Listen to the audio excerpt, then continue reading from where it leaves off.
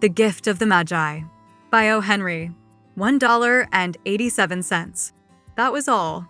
And 60 cents of it was in pennies.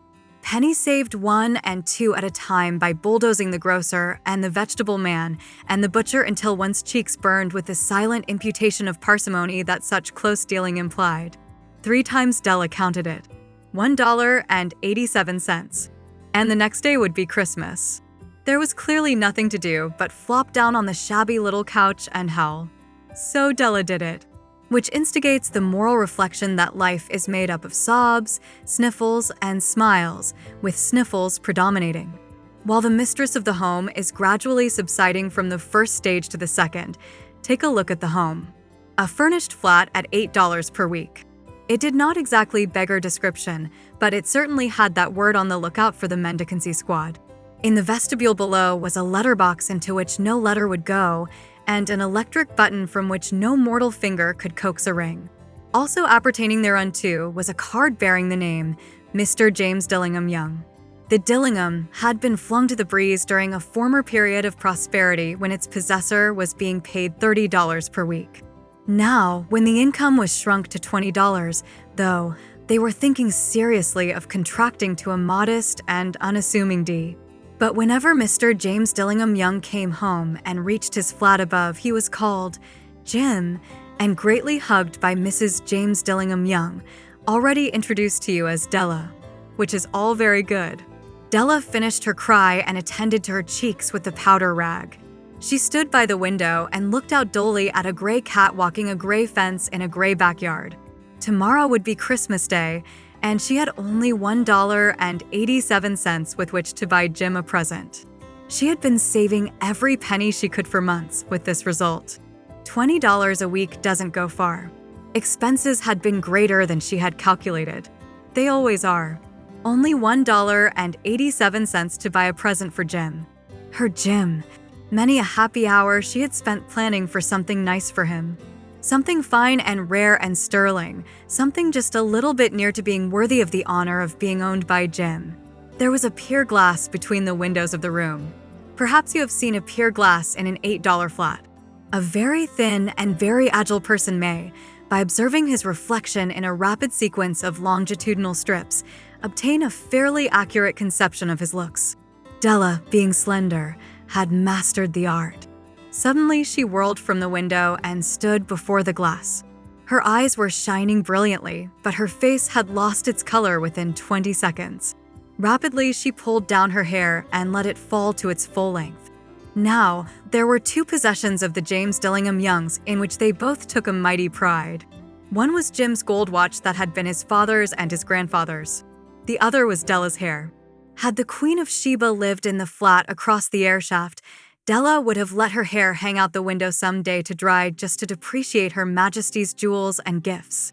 Had King Solomon been the janitor, with all his treasures piled up in the basement, Jim would have pulled out his watch every time he passed, just to see him pluck at his beard from envy.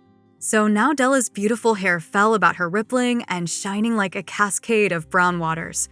It reached below her knee and made itself almost a garment for her. And then she did it up again nervously and quickly. Once she faltered for a minute and stood still while a tear or 2 splashed on the worn red carpet. On went her old brown jacket, on went her old brown hat. With a whirl of skirts and with the brilliant sparkles still in her eyes, she fluttered out the door and down the stairs to the street, where she stopped the sign read, Madame Sofronie, hair goods of all kinds. 1 flight up Della ran and collected herself, panting. Madam, large, too white, chilly, hardly looked the Sofronie. Will you buy my hair? Asked Della. I buy hair, said Madam. Take you hat off and let's have a sight at the looks of it. Down rippled the brown cascade. $20, said Madam, lifting the mass with a practiced hand. Give it to me quick, said Della. Oh, and the next 2 hours tripped by on rosy wings. Forget the hashed metaphor. She was ransacking the stores for Jim's present. She found it at last. It surely had been made for Jim and no one else. There was no other like it in any of the stores, and she had turned all of them inside out. It was a platinum fob chain, simple and chaste in design, properly proclaiming its value by substance alone and not by meretricious ornamentation, as all good things should do. It was even worthy of the watch. As soon as she saw it, she knew that it must be Jim's. It was like him. Quietness and value, the description applied to both. $21 they took from her for it, and she hurried home with the 87 cents. With that chain on his watch, Jim might be properly anxious about the time in any company. Grand as the watch was, he sometimes looked at it on the sly on account of the old leather strap that he used in place of a chain. When Della reached home, her intoxication gave way a little to prudence and reason. She got out her curling irons and lighted the gas and went to work repairing the ravages made by generosity added to love, which is always a tremendous task, dear friends, a mammoth task. Within 40 minutes, her head was covered with tiny, clothesline curls that made her look wonderfully like a truant schoolboy. She looked at her reflection in the mirror long, carefully and critically. "If Jim doesn't kill me," she said to herself, "before he takes a second look at me, he'll say I look like a Coney Island chorus girl." But what could I do? What could I do with $1.87? At 7 o'clock, the coffee was made, and the frying pan was on the back of the stove hot and ready to cook the chops. Jim was never late. Della doubled the fob chain in her hand and sat on the corner of the table near the door that he always entered. Then she heard his step on the stairway down on the first flight, and she turned white for just a moment. She had a habit of saying a little silent prayer about the simplest everyday things, and now she whispered, "Please God, make him think I am still pretty." The door opened and Jim stepped in and closed it. He looked thin and very serious. Poor fellow, he was only 22, and to be burdened with a family.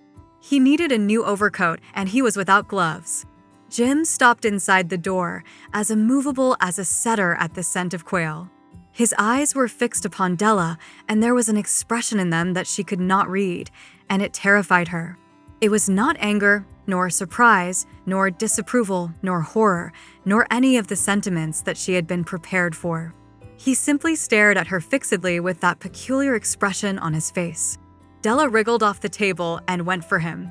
"Jim, darling," she cried, "don't look at me that way. I had my hair cut off and sold because I couldn't have lived through Christmas without giving you a present. It'll grow out again, you won't mind, will you? I just had to do it. My hair grows awfully fast. Say, Merry Christmas, Jim, and let's be happy. You don't know what a beautiful, nice gift I've got for you. You've cut off your hair?" asked Jim, laboriously, as if he had not arrived at that patent fact yet, even after the hardest mental labor. "Cut it off and sold it," said Della. "Don't you like me just as well, anyhow? I'm me without my hair, ain't I?" Jim looked about the room curiously. "You say your hair is gone," he said, with an air almost of idiocy. "You needn't look for it," said Della. "It's sold, I tell you. Sold and gone, too. It's Christmas Eve, boy. Be good to me, for it went for you. Maybe the hairs of my head were numbered," she went on with sudden serious sweetness, "but nobody could ever count my love for you. Shall I put the chops on, Jim?" Out of his trance, Jim seemed quickly to wake. He enfolded his Della. For 10 seconds, let us regard with discreet scrutiny some inconsequential object in the other direction. $8 a week or $1 million a year, what is the difference? A mathematician or a wit would give you the wrong answer. The Magi brought valuable gifts, but that was not among them. This dark assertion will be illuminated later on. Jim drew a package from his overcoat pocket and threw it upon the table. "Don't make any mistake, Dell," he said, "about me. I don't think there's anything in the way of a haircut or a shave or a shampoo that could make me like my girl any less. But if you'll unwrap that package, you may see why you had me going a while at first." White fingers and nimble tore at the string and paper. And then an ecstatic scream of joy, and then, alas, a quick feminine change to hysterical tears and wails, necessitating the immediate employment of all the comforting powers of the lord of the flat. For there lay the combs, the set of combs, side and back, that Della had worshipped long in a Broadway window. Beautiful combs, pure tortoise shell, with jeweled rims, just the shade to wear in the beautiful vanished hair. They were expensive combs, she knew, and her heart had simply craved and yearned over them without the least hope of possession. And now they were hers, but the tresses that should have adorned the coveted adornments were gone. But she hugged them to her bosom, and at length she was able to look up with dim eyes and a smile and say, "My hair grows so fast, Jim." And then Della leaped up like a little singed cat and cried, "Oh, oh." Jim had not yet seen his beautiful present. She held it out to him eagerly upon her open palm. The dull precious metal seemed to flash with a reflection of her bright and ardent spirit. "Isn't it a dandy, Jim?" "I hunted all over town to find it. You'll have to look at the time 100 times a day now. Give me your watch. I want to see how it looks on it." Instead of obeying, Jim tumbled down on the couch and put his hands under the back of his head and smiled. "Dell," said he, "let's put our Christmas presents away and keep them a while. They're too nice to use just at present. I sold the watch to get the money to buy your combs. And now suppose you put the chops on." The Magi, as you know, were wise men, wonderfully wise men, who brought gifts to the babe in the manger. They invented the art of giving Christmas presents. Being wise, their gifts were no doubt wise ones, possibly bearing the privilege of exchange in case of duplication. And here I have lamely related to you the uneventful chronicle of two foolish children in a flat who most unwisely sacrificed for each other the greatest treasures of their house. But in a last word to the wise of these days, let it be said that of all who give gifts, these two were the wisest. Of all who give and receive gifts, such as they are wisest. Everywhere they are wisest. They are the Magi.